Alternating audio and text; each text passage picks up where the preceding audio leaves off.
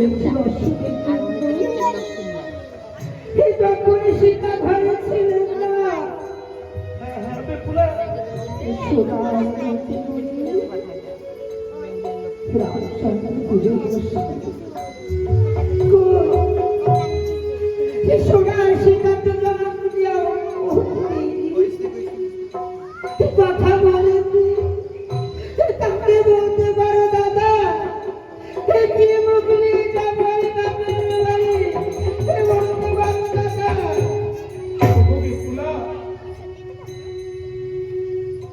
আজ তুই যদি আমাদের সাথে ঘরে থেকে না যাস আমার কাছে মা জিজ্ঞাসা করবে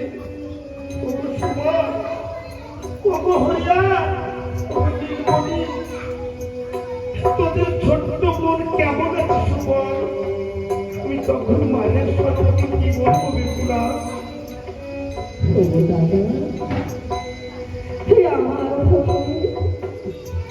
মায়ের সম্মুখে মিথ্যে কথা বললো না না বিপুলা, জীবে হয়ে বড় সুখী আছে। বিপুলা কি বলছিস তুই?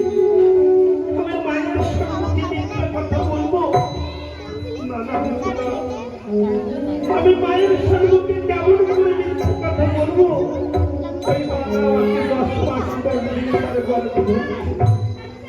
আমি মায়ের সম্মুখে মিথ্যে কথা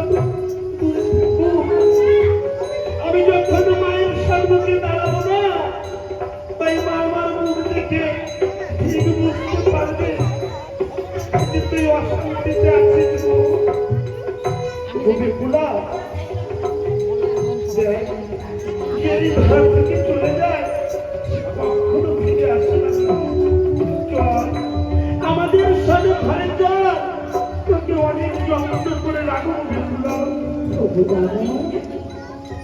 কথা যখন কি বলে বাড়ির সবাই সাজাবার পাতা গাড়িদের বাহাদুর হাতের শাখা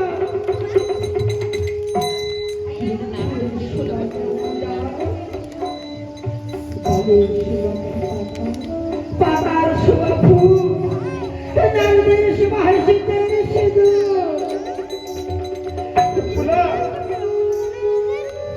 আমরা ছয় ছয়টি ভাই তোকে সম্পত্তি না পারলেও তোর হস্তের জন্য সোনার কঙ্কন দান করবো বিপুলা।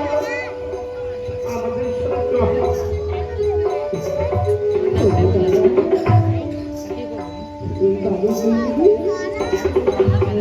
সাদা খান হবে আমারও মাথার চুল কেটে দিবে, সারা জীবন নিরামিষ খেতে হবে।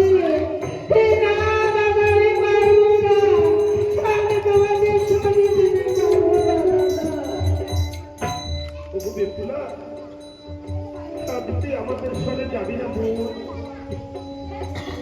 বিপুলা মিষ্টি খাবি বোন?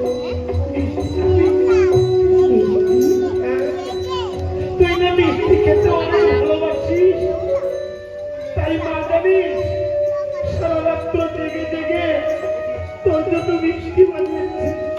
আর আমাকে অনেক যত্ন করে বলেছে সুমা তোর ছোট্ট বোনকে তুই হাতে করে খাইয়ে দিবি। আমার বেপুলা মিষ্টি খেতে অনেক ভালোবাসি, তাই মা সারা রাত্র ধরে তোর জন্য ক্ষীর এনেছে বেপুলা। আমরা সেই ক্ষীর করতে এনেছি আমার জন্য মিষ্টি পাঠিয়েছে। আমি জানি আমার বেপুলা ক্ষীর খেতে ভালোবাসে, তাই মা তোর জন্য সারা রাত্র জাগরণ করে নানা রকমের মিষ্টি বানিয়ে আমাদের হাতে পাঠিয়েছি বেপুলা। পাগল করে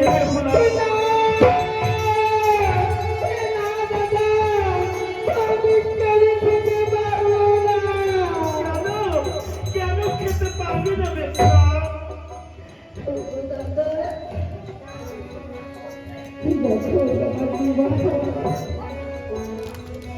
বাসর বাড়ির স্বামীকে নিয়ে যাই তখন স্বামী বড় ক্ষুধার্ত ছেলে আমাকে বলো আমাকে খেতে দাও।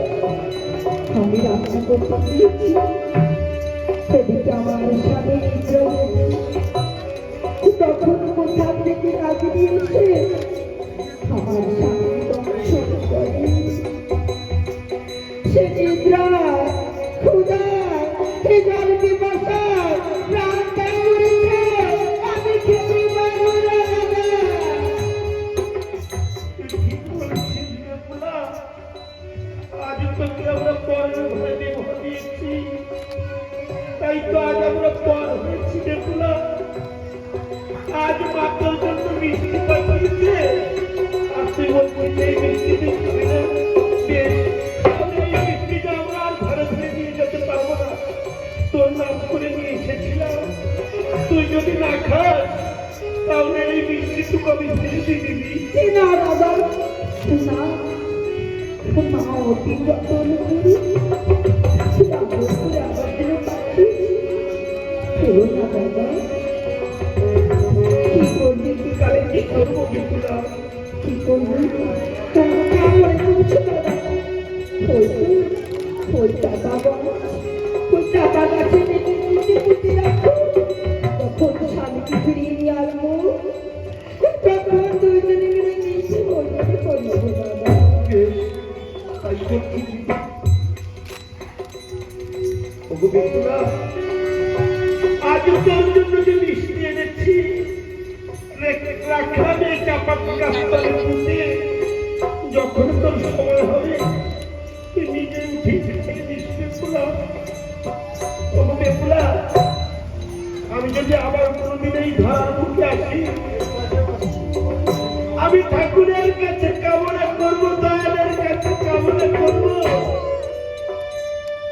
আমি যেন জন্ম জন্ম তোর মতন একটা ছোট্ট মানুষ পাই বেহুলা। কেন জানি এই জগতে জিজ্ঞাসা করে দেয় যে ভাইয়ের কোনো মন নেই বা কোনো বোনের কোনো ভাই নেই,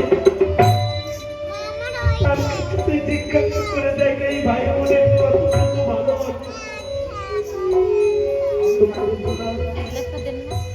আজ তুই যদি চলে যাস, আমাদের কপালে ভাই ফোঁটা দেবে কে বাঁধবে আমাদের হাতে রাখি? যখন সবাই ভাইয়ের হাতে সব বোনেরা রাখি বাঁধবে, আমাদের যে নয়ন জলে ফুল ভেসে যাবে বেহুলা। আমার এত আদরের বোন আজ আমার হাতে আর একটা রাখি বাঁধবে। আমাদের এমন করে ফেললে যাস না বেহুলা। তুই যা বলবি আমরা সব শুনবো বেহুলা।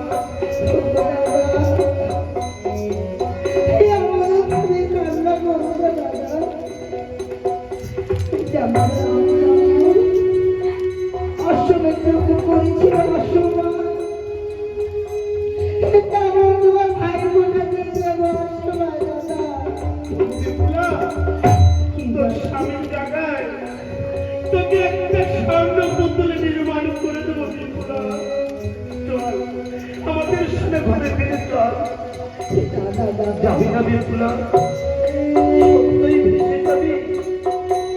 মা ঠিক বলতো, তোদের বোন বেহুলা সতী কন্যা শোভা, ওকে অনেক যত্ন করি, বুকে ধরে ভালোবাসা দিই। জানি না কোন সময় কোন ঘরে যাবে। বেহুলা, আজ তুই জলে ভেসে যাস না দিদি। তুই জলে ভেসে গেলে মাঝে প্রাণে বাঁচবে না দিদি।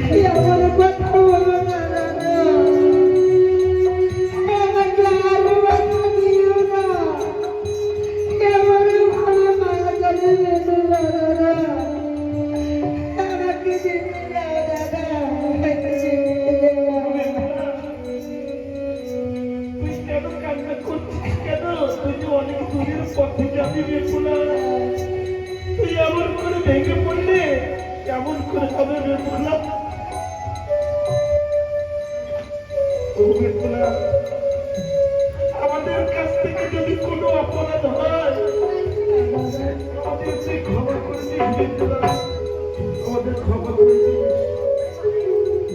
অভিজ্ঞতা আরেকটি কথা জানি যদি কোনোদিন আমাদের ভগিনীকে ফিরিয়ে আনতে পারিস এবং তো ভাষা ভাই